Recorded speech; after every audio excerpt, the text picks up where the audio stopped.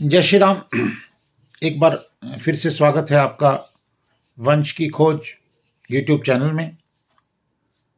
आज हम बात करेंगे कि वंश क्या है जिसकी हम खोज कर रहे हैं। हमारे देश में 4 वर्ण माने जाते हैं: ब्राह्मण, क्षत्रिय, वैश्य और शूद्र यानी दलित।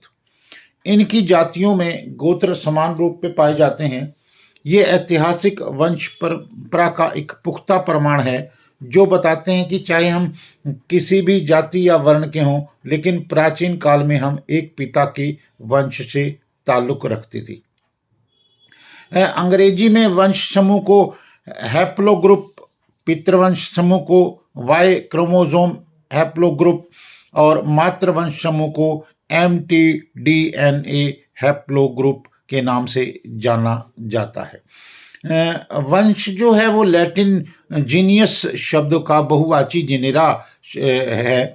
जीव वैज्ञानिक वर्गीकरण में जीवों के वर्गीकरण की एक श्रेणी होती है, तो एक वंश में एक दूसरे से समानता रखने वाले कई सारे जीवों की जातियां होती हैं जिसे हम वंश कहते हैं।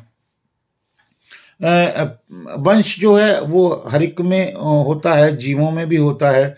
मोटे तौर पर उन लोगों के समूह को कहते हैं जिनका वंश एक मूल पुरुष पूर्वज से अटूट क्रम में जुड़ा होता है, उसे हम वंश कहते हैं।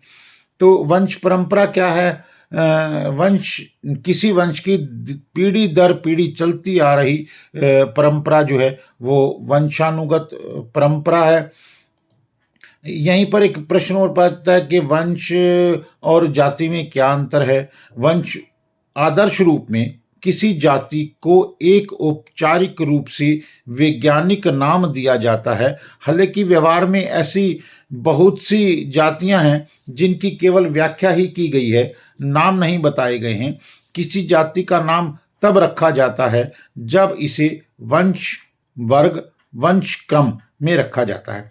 तो यही मतलब एक पिता की जो आगे संतान बढ़ती है उसे हम वंश कहते हैं।